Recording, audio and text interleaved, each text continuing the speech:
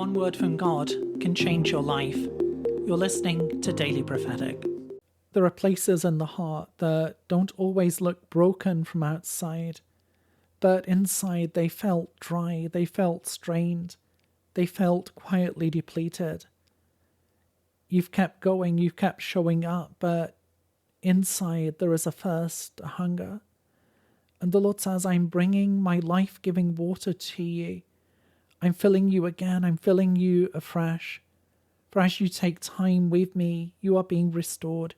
As you take time with me, you are receiving the comfort that you need from the weariness of life. I'm coming to renew you, I'm coming to refresh you in this day. Take time in my presence, take time with me, knowing that I am the Lord who heals and restores. I am the Lord who makes new and whole. Don't be afraid, but draw into my presence and receive my gift of life. Receive my life-giving blessing this day. Receive my blessing anew. To receive a personal word, click on the link in the top left of the screen or visit requestword.com.